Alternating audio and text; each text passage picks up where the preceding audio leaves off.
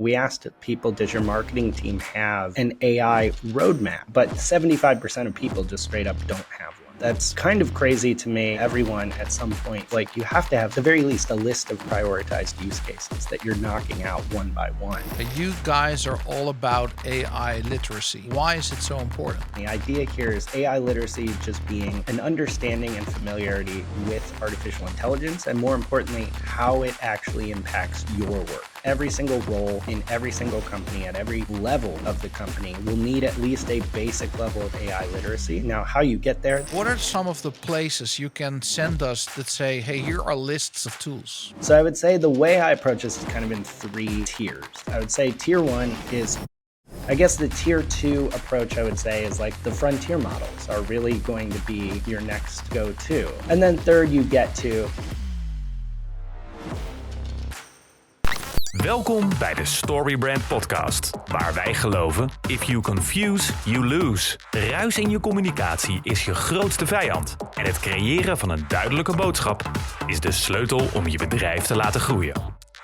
Dit is de Storybrand podcast. Dear listeners and viewers, today I have the privilege of interviewing Mike Kaput, Chief Content Officer at Marketing AI Institute. And Mike is a leading expert in the application of artificial intelligence in marketing. He has spent countless hours researching, testing, and deploying AI tools. And his insights into how AI can revolutionize marketing strategies have been invaluable to professionals across industries all over the world. He's a frequent speaker and co-host of the AI Show, a podcast you should absolutely listen to. He's at the forefront of the conversation about AI's role in business and marketing.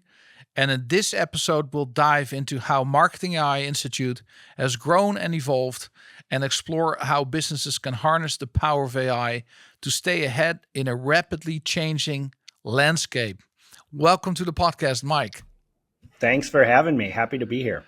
I'm really excited because, you came on my radar I think somewhere in the beginning of 2023, I started following your content, especially the webinars, and then signed up for a course. We are now officially also a member of the Marketing AI Institute, and it's been so fascinating to see what's happening in the world of AI. What is in your opinion some of the biggest things? Because your life must have been really changed by this whole AI thing, right? Really, truly, late 2022 with the release of ChatGPT, our business had been around for quite some time before that, but it was literally a night and day moment for us when that dropped. It just opened up a whole new world of possibilities. Amazing. What is some of the challenges that you see companies have, some of the problems and struggles, with this whole AI thing that's going so fast?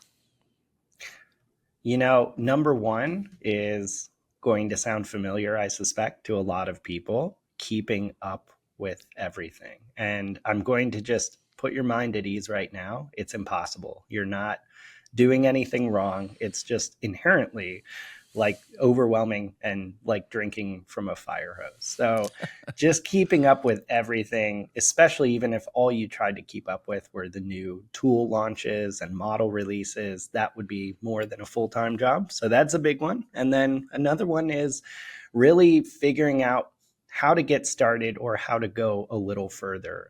People either get stuck with kind of analysis paralysis of like, which tool should I use? This one use case didn't work out. Should I try another? And fail to get any type of momentum. And then there's also plenty of marketers and business people who get some momentum and then stall out after a couple, use cases. So I'd say those are 2 of the big things right now that we're seeing. And I think I suspect those will be problems people struggle with for some time to come. Yeah. So in this whole world that's gone crazy, right? There's a lot of opportunities. There's also pitfalls and challenges. You guys are all about AI literacy. What is AI literacy? How do we become it? And why is it so important? Yeah, so our parent company, Smarter X, the literal mission of that company is AI literacy for all. And the idea here is AI literacy just being an understanding and familiarity with artificial intelligence, and more importantly, how it actually impacts your work. Because previously, I think a lot of people somewhat mistakenly thought that either AI was only for a certain segment of business professionals or Right. strictly for technical people. And that is not the case at all. And the entire thesis we bet our business on so far is that every single role in every single company at every level of the company will need at least a basic level of AI literacy to understand how to use some of the tools, how to approach the technology in general, and how to actually apply it to their own job using their own expertise. So that is what I've kind of broadly defined as AI literacy. Now, how you get there, there's a range of ways and it's a bit of a journey, but we always just come back to immediately education and training. A huge amount of companies don't provide formal AI education and training. There's thankfully plenty of great courses, instructors, including some of our stuff out there that you can kind of use on your own to move yourself forward. But it's really an area that every single person in every single profession does need to start taking some type of training or education to get up to speed on AI. Ja. Veel zakelijke dienstverleners kampen met onduidelijke processen, versnipperde informatie en afhankelijkheid van collega's. En dat zorgt natuurlijk voor een hoop frustratie en onrust op de werkvloer. Clientbox stroomlijnt je dagelijkse operatie, brengt overzicht en zorgt ook voor rust in je hoofd en in je team. Ga naar clientbox.nl/podcast en ontdek hoe Clientbox jouw bedrijf efficiënter laat werken. So what you're actually saying is that literacy is like, you need to read and write. That's skills you needed to learn. And you just need certain skills to work with AI. A basic understanding of what it is and what it can do and how to apply it to your work. Whether you're in marketing, sales, operations, anything, doesn't really matter which job description you have, which title you carry. You need to know AI because there's a world of possibilities that if you don't know about it, what is going to happen with these companies that are not taking care of their employees when it comes to AI literacy? Because, and we can dive deeper into this, but when I looked at your State of Marketing AI Report 2025, I have the webinar deck here. And one of the things that I immediately saw at the beginning of your webinar, how important is AI to the success of your marketing over the next 12 months? And I just don't understand that only 35% say it's critically important, but it becomes worse. In 2021, this was 20% points lower. Yeah. So with everything happening in the world today, still, and you serve a group of people that are, I think, aware. How do you look at this? Yeah, so for some context here, every single year we've done our State of Marketing AI report where we survey a bunch of marketers in our audience, a bunch of business people about probably about 20 to 25 questions about AI understanding and adoption. We've been doing it since 2021. So this year's report, we surveyed the most people we've ever surveyed, about 1,900 people, which is way more than back in when we started in 2021.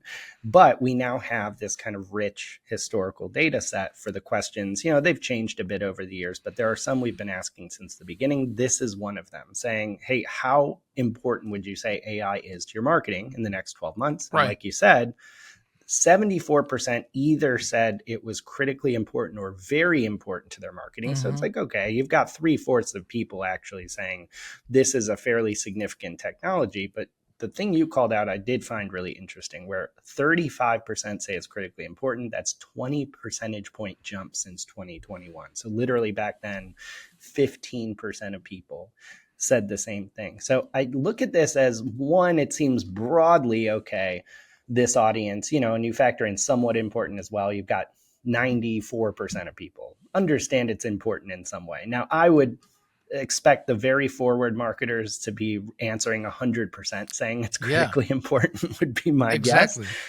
So I'd be curious to dive into some more nuance. Maybe we'll ask a follow-up question next year related to this. But I would say this actually does reflect what I would see as kind of the reality on the ground, which is in my discussions with business leaders in the education we do, I think we've very easily hit the tipping point where people understand AI is important, but I would argue we are not moving with nearly enough urgency. No. And I think this does kind of reflect that a little bit. I agree. So what we could say in general in life is that your priorities and my priorities as well are easily seen in our daily agenda. I mean, we can say that we find something important, but if it's not scheduled, it doesn't get done. So could it be that there's a lot of people that if we interview them on the street and ask them, do you think AI is important to your business or going to disrupt your industry? They'll probably all say yes.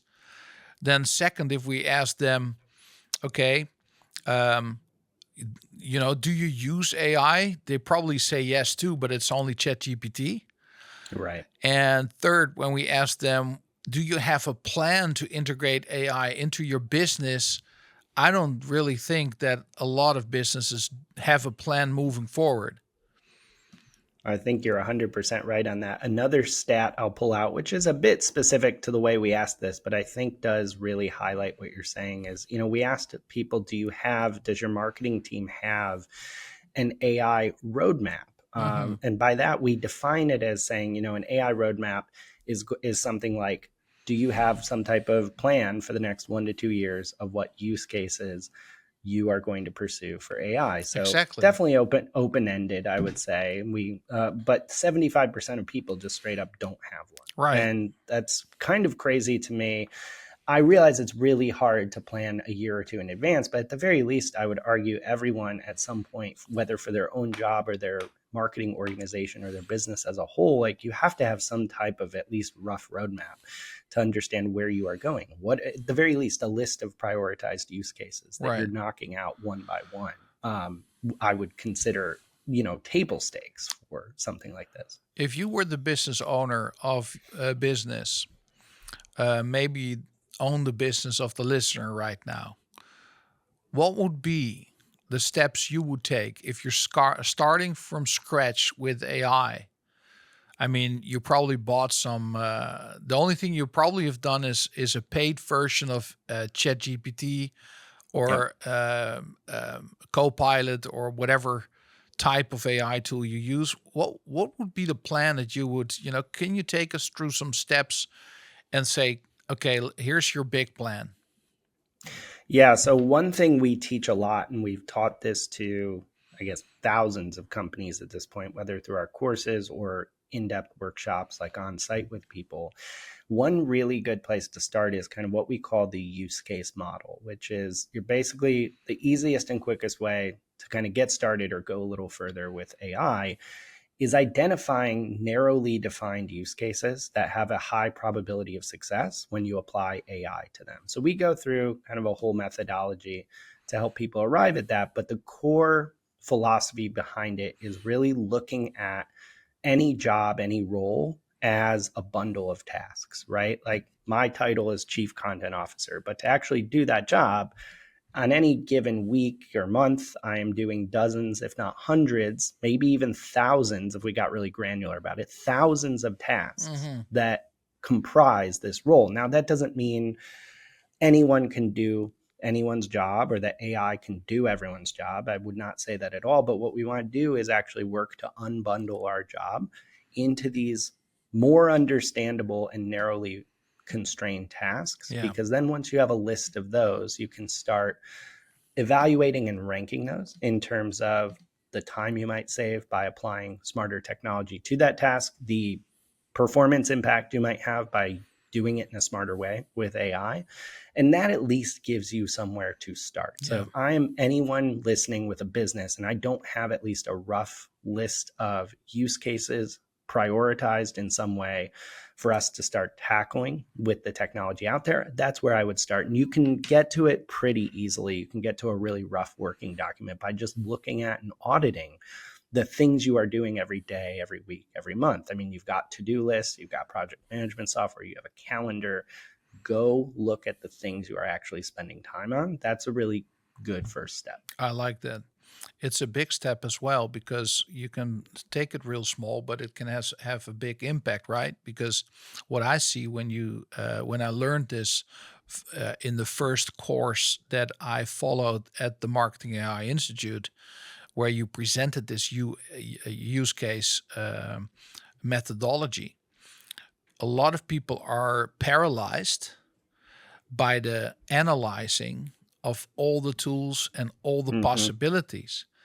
And then they immediately and logically come up with the statement, where do I start? And this first step that you just mentioned fixes that problem immediately, because you start where you can have the biggest leverage in your day-to-day work. And I think that's a game changer. Yeah, I think you're so right on that, because, you know, what's funny, we routinely are talking to, you know, lots of AI experts in our network. And I'm always asking people, you know, like, what is your best piece of advice for approaching AI? And I have given this answer before, so I'm not judging people, but everyone, myself included, we always like default into saying, well, just get started, right? Like people say this all the time. I love it. It's true, because you can get analysis paralysis. You sometimes do have to just dive in, but then it's like, I always try to challenge myself to say, well, okay, then now what? You know, Right. okay, I just got started. You really quickly run into what you just described, which is, okay, without a list of use cases, without understanding what I'm trying to actually do, this gets really, really murky really quick. It gets really confusing and overwhelming really quick. And I have no real plan. So having even just a really broad roadmap going in can be a game changer. And it helps too when you try to use AI for one of the use cases on your list and it fails. I mean, not everything will work. In fact, there's going to be a lot of trial and error and a lot of swings and misses. But then you have a list of a dozen others or 100 others to then go try. So I think having clarity of what is the steps we're taking and what is the next step I can be taking when things don't go as planned, because they won't go as planned. Right. So if you go to your agenda, your calendar, and you look at your to-do list, and you look at your function and description, and you actually identify, let's say, 5 or 10 or maybe 20 possible use case scenarios. Where do you go, or where would you suggest the listener or the watcher of this podcast to go to in order to find? Because, you know, the thing is, once you have this use list, I found, because we created this use list, is that you then think, okay, but where can I find the tools to just check, you know, because sometimes there's 2 or 3 tools. For instance, I'll give you one of the use examples we had. On our list, when we started with the Marketing AI Institute, on our list was one big thing that we felt like this has an immediate impact on our business. Every time we sit with a client, like a 45 or hour session, we have to go back and send them a summary. And we have to send them the action items and the deadlines and the holder of the action. And it would take us approximately 30 minutes per hour meeting to create that email and make sure that our client is going to do the work that they need to do, and we need to do the things that we need to do. So we found Fellow.ai, we found a couple of others, and we tested them, and we found, because sometimes our sessions are in Dutch, that we liked one, but the other was better with the Dutch language. But it's searching in the beginning. You don't know where to look. So what are some of the places you can send us that say, hey, here are lists, you know, AI list of tools?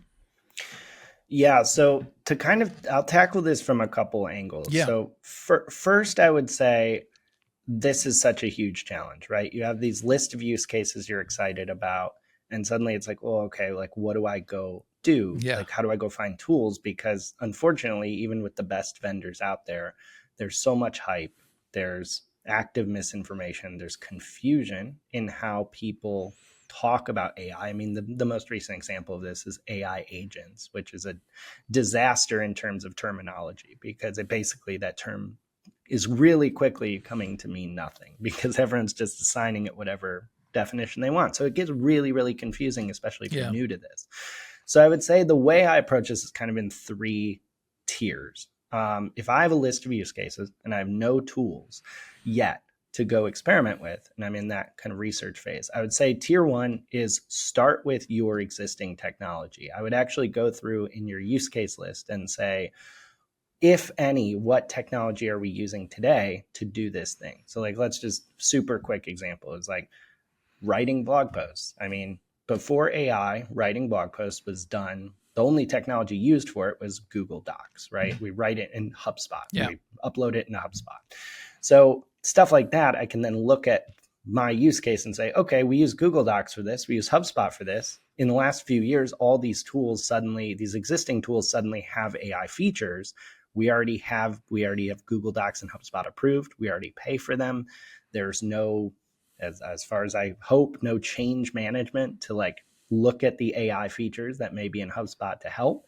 So I think existing technology is a really good start. It's not going to be always the most powerful solution out there in a lot of cases, but what you already have solves a lot of problems and makes it easier to at least kind of nudge the ball forward a little bit. And then I guess the tier 2 approach I would say is like the frontier models are really going to be your next go-to. If you don't have existing technology that does any of this stuff, you're looking at the ChatGPTs, the Google Geminis, the Claudes of the world, and really vetting, can these general purpose technologies do enough of the task that I'm trying to achieve? And again, like you are going to, there's a million frontier models out there, but really you're looking at like 3 roughly. It's like ChatGPT, Gemini, maybe Claude from Anthropic. Even you could really narrow it down if you wanted to, for simplicity's sake, to ChatGPT and Gemini, and see if one of those can do what you're trying to do. And then third, you get to these specialized third-party vendors, of which there are many great tools that are out there.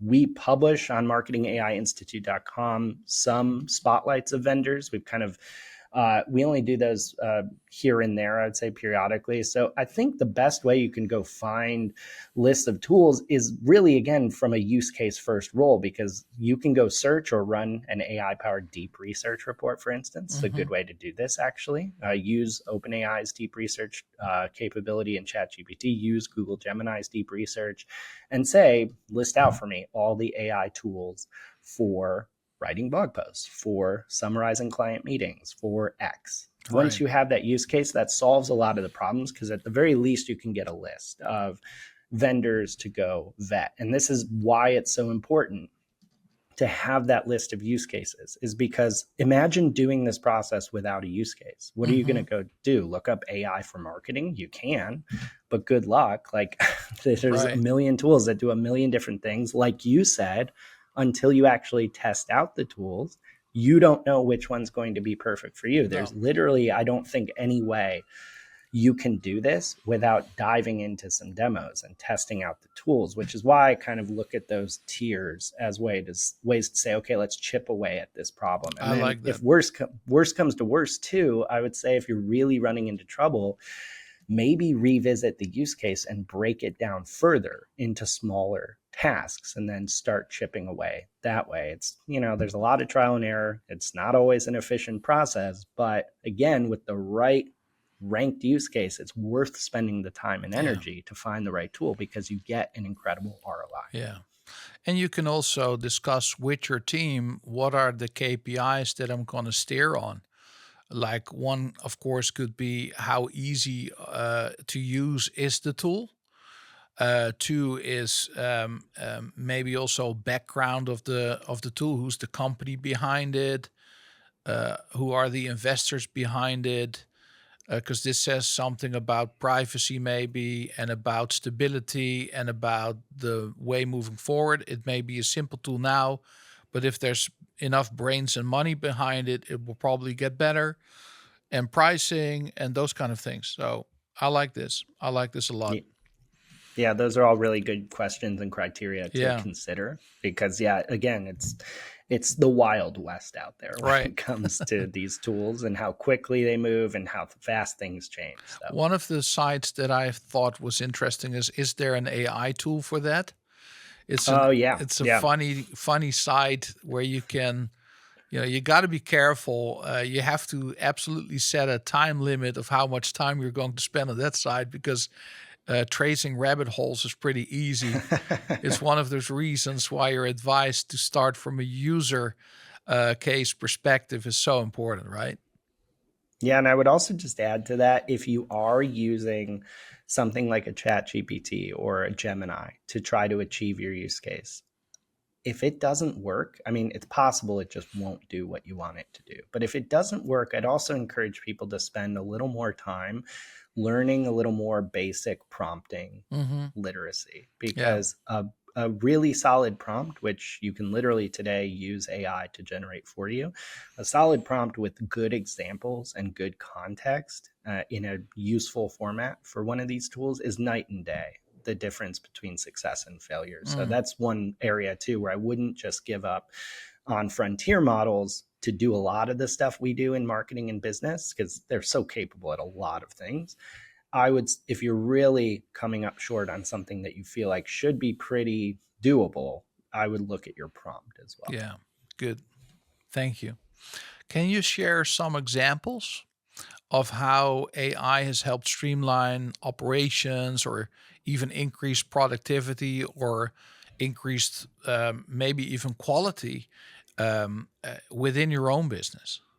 Yeah. So at Marketing AI Institute, we have these kind of three pillars, I would say. We're a media, event, and education business. So on any given day, we're doing tons of different types of marketing and content creation. So those alone, we've just saved tons of time and actually gotten better results by using AI. So for instance, one example, we have a weekly podcast, the AI Show.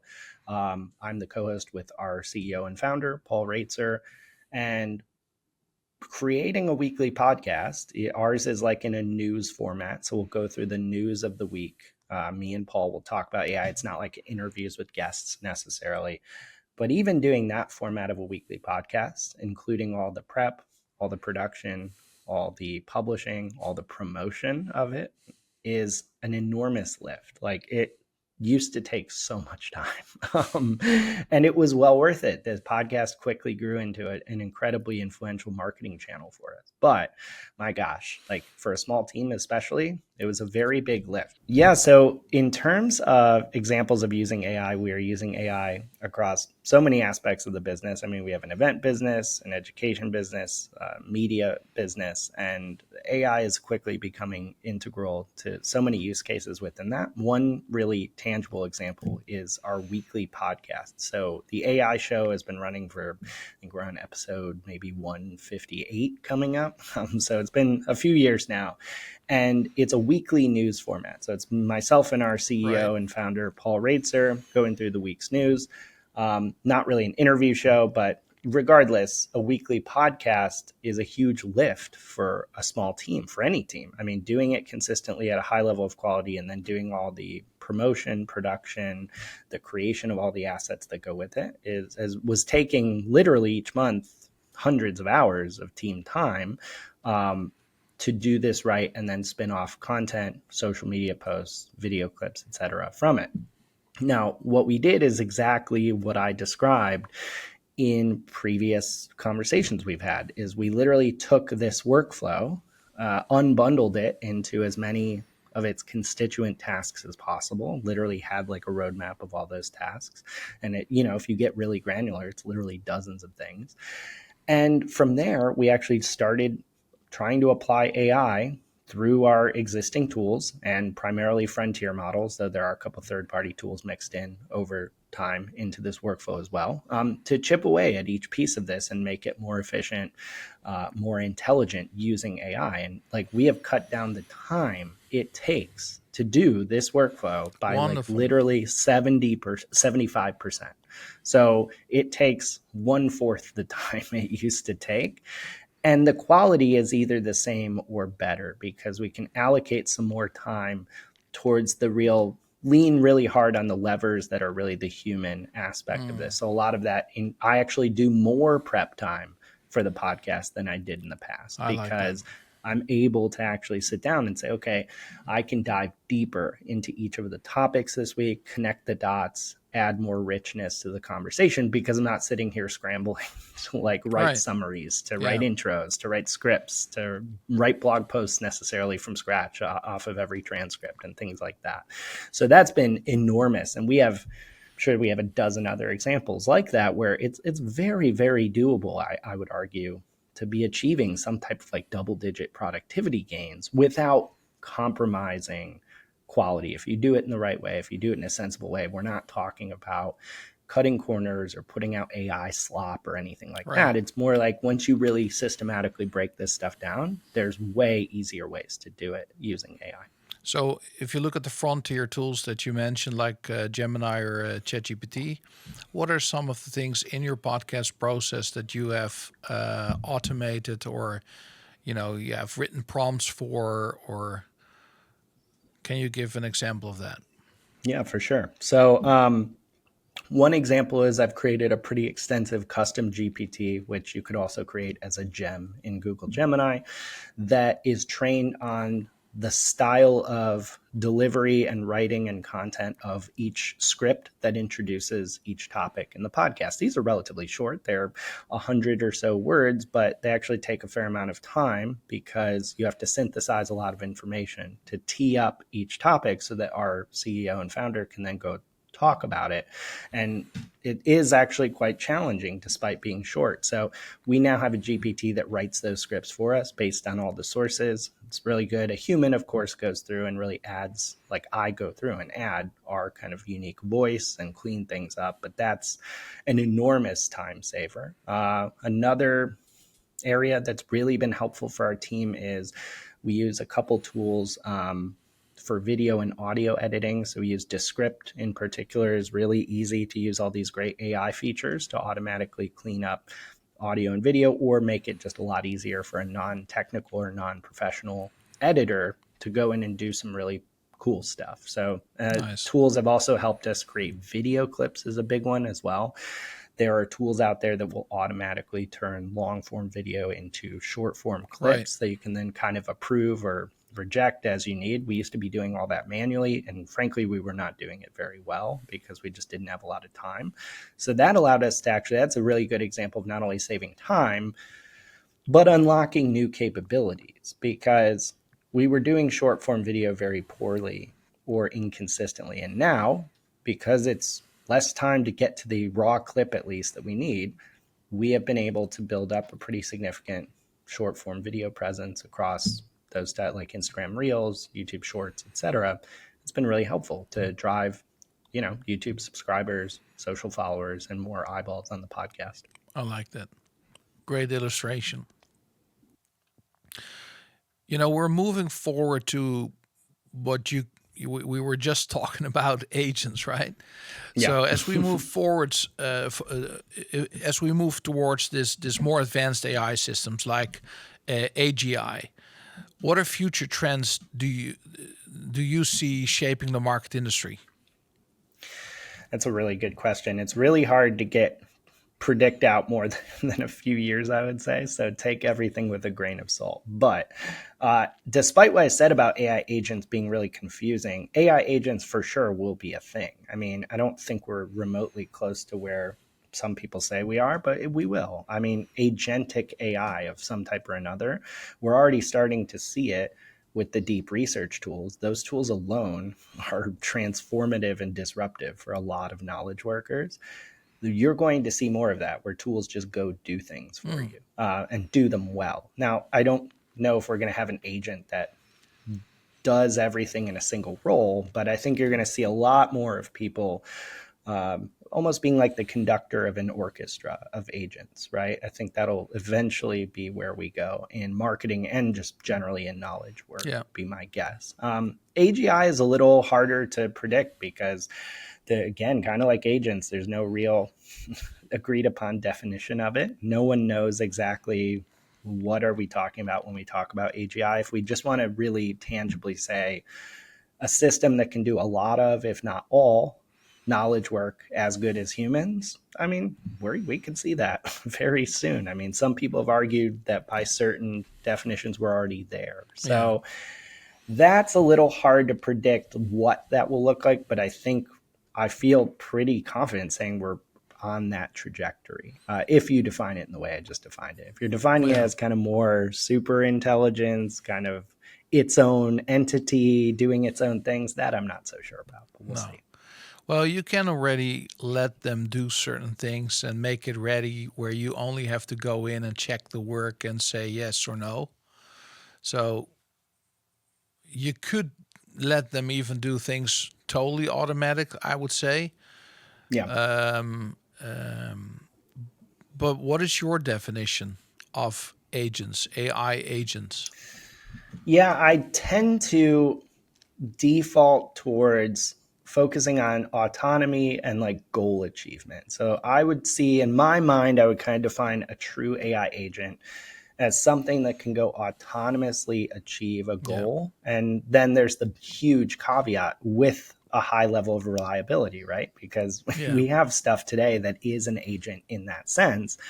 We just don't use them as much because they don't work the way they should all the time. But again, I would say like a deep research tool is a really good prototype of what I'm talking about. Sure, a human sets the direction, answers a few questions, but you have no involvement in it going off, doing a bunch of research, and producing an output for you. Now, I'd imagine that would get more sophisticated over time. Like it could then go do things with that output, build upon it, use it in different ways. But that's broadly what I'm looking for. When I say, if someone says to me, this is an AI agent, then I would say, okay, once I give it the directions, it does the job for me, right? Like that would be my litmus test. And if it doesn't, then it's got some agentic capabilities, I'm sure, but it's not exactly like that true definition. And that's okay. It's still really early. Yeah. Do you have anything built yourself with Nigen, or others say N8N? But I guess it's Nigen and make.com and those kind of agent builders. Have you done anything within your company that's now working from such a place? We've been dabbling a little bit in some really basic automations through things like Make. We are not remotely close to what I would consider agents. We're still very much in the early understanding and experimentation phases, especially too. I mean, just because I really applaud people that are kind of pushing forward on that. But we also just see, as we're growing really fast, and new use cases are coming up, like we're finding so many use cases for the basic stuff that we've got plenty on our plate before we even get to that next phase, like fully agentic marketing. That's also a good way of approaching it as a business, right? I mean, if you jump to the next phase in AI too fast, you might miss out on a lot of opportunities that are right under your nose with the tools you already own. I would argue that's a huge thing that leads to the overwhelm that we talked about. It's less of a problem getting overwhelmed when you're very crystal clear on what you're trying to achieve. Like, regardless of what I want to read about or talk about or learn about that's coming next in AI, I do that stuff because I'm really interested in it and I find it engaging. None of that matters to the like 5 use cases I'm trying to solve for this week because I already have the tools. I just haven't built the workflows or the process or the way to do it. I haven't cracked the problem yet. That nothing that happens in the bigger, wider world of AI has no bearing on that this week. So it's kind of like, you're right. I mean, if you just stay focused on these handful of things, you will be surprised how deep that rabbit hole goes. Like you should start having agents on your radar. If you are engaged and geeked out about going and building those, great, do it. But in a business context, your business does not need to be building AI agents to achieve breathtaking wins. with AI True. right now. True. Yeah. I think also this comes down to, especially in our world, and our world, Mike, I would say is the marketing world. Yeah. I feel there's two things that hinder growth. One of them is that I see a lot of people with an ego trying to impress other marketeers with what they know and can. And second of all, I see a lot of initiatives being done. And also, if you look at LinkedIn posts, for example, you can see a lot of the things that I see developed right now or shared is fear-based, fear of missing out, FOMO, instead of vision-driven. And I think as a leader, it's our obligation towards ourselves and our families first, but also to our employees and their families second, and third to our clients to be vision-driven instead of fear-based.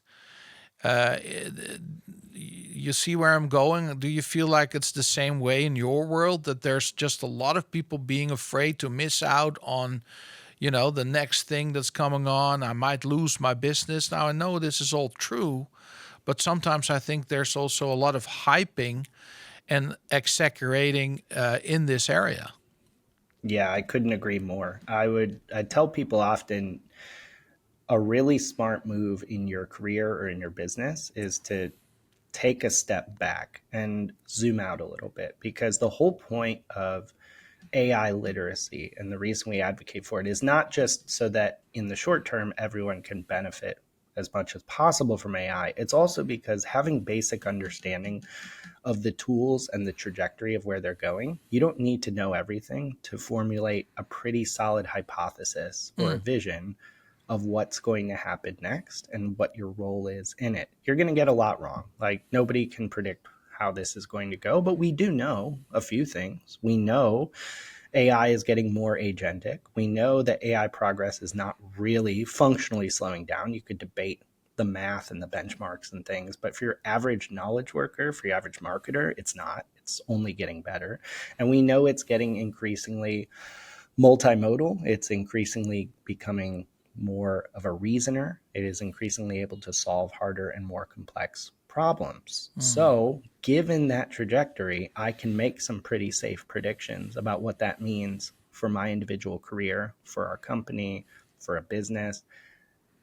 I think you really want to take a second, maybe if it's like on a long drive or a weekend or something, and sit down and like write a one pager. Like, what does that vision look like? Where are we going? What is your place in it? And I actually do think, even if it all ends up being wrong, it's a really valuable exercise, because then you can start focusing on like skating towards the puck, right? Like, you don't have to worry about like being pulled in every direction. You need a North Star to be working towards, because otherwise you will get so distracted by everything. You will get so much FOMO, whereas you can revisit this vision regularly and say, okay, seems like we're still on track with that. Cool. Like, there's a lot of noise out there. There's a few things I might need to adjust, but great. Like, the ship is sailing in the right direction. Yeah, that's good. I like that.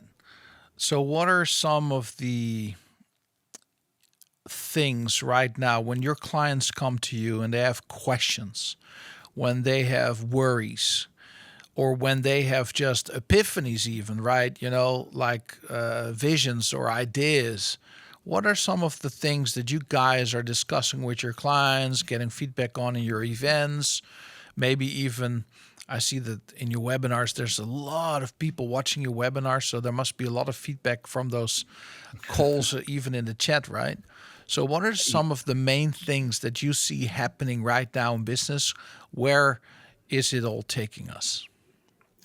Well, one area people are often asking about in one sense or another is change management, because you'll have a certain category of marketer or business person that's like, oh, great. Like, I've gotten a basic AI literacy. I'm using tools daily. We're making progress, but now I need to bring this to, or sell this to, or expand this within our organization. And And that alone is like a huge undertaking. So a lot of the questions end up ranging around that of like, how do I get buy-in from executives? How do I get my team on board in a way that's not fear-based, that's more positive? Because there's a lot of change management around messaging around that. How do I get things through legal? What do I do if we have rules and restrictions on how we can use certain tools? I'm not allowed to use ChatGPT. How do I move forward with AI? So there's a lot of change management questions. I think there's a lot of surprising to me, actually, not because I wouldn't expect this, but just especially on a marketing webinar, there's a lot of like big picture questions. People are like, what does AI mean for the education of my kids moving forward? What about AI's impact on the environment? Some really, really big picture questions. A lot of people are thinking of some really smart things, and then you're immediately going down a rabbit hole of just how much the world might change in the next few years. So it's interesting. It's almost like a lot of really in the clouds questions that are really important big picture, and a lot of really in the weeds and in the dirt kind of, those nuances of change management day in, day out at organizations.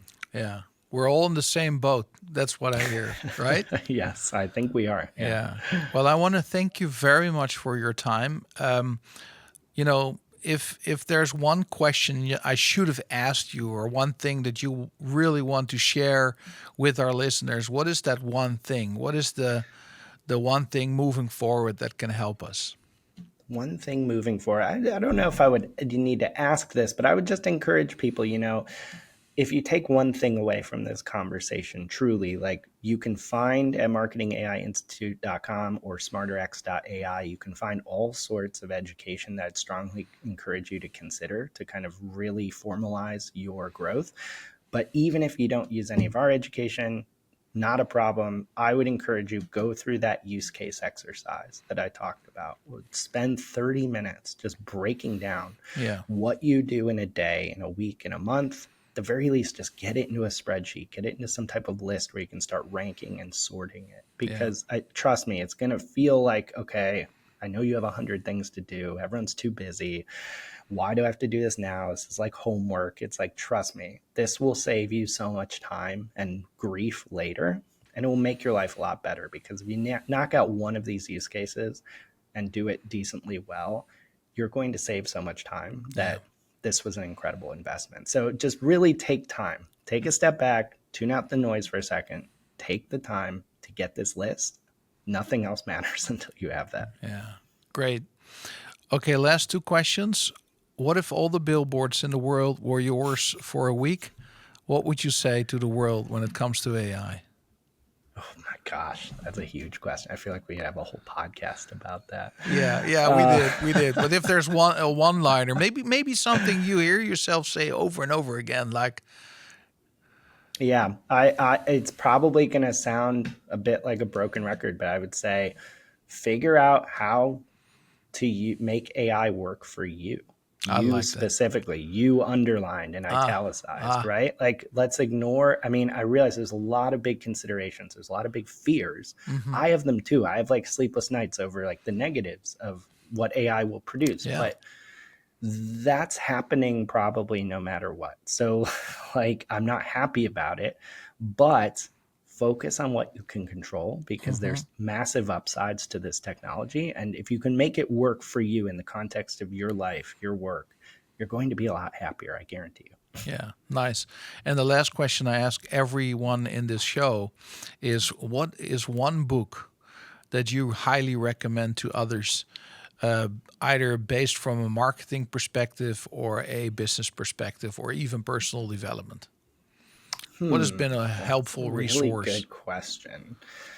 I would say, what has been a really helpful resource? So I'm going to focus on this from an AI perspective. I found the Ethan Malick's book, Co-Intelligence, really, really, really helpful, because he's an academic who's been very early to AI and establishing, a position of authority in this space. He's a great writer.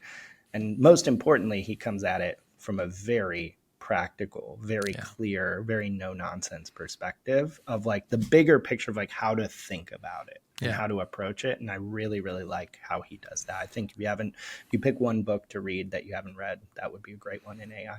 I like it. And he starts his book very vulnerable from this perspective of how he laid awake. You just mentioned you lay awake sometimes about AI, and I get it. Me too. I mean, it's there's an upside and a downside to any new thing that's going to change the world. But the openness about it, and then taking it to a very practical. I love that book. It's very good. Yeah, it's so good. And let us not forget your book, Marketing AI Intelligence, which you wrote with Paul, right? With Paul. Yes. Raitzer. Yeah, I'm a co-author with Paul. Yeah. Yeah. So we will definitely put that in the show notes as well. Great. I really appreciate it. We'll keep following you and stay in touch. And thank you very much for being on the show today. Thanks for having me. All right. Well, that was a take, Mike. I'm glad we were able to recover here. Sorry. Yeah, well, we did. So we'll make a beautiful episode of it.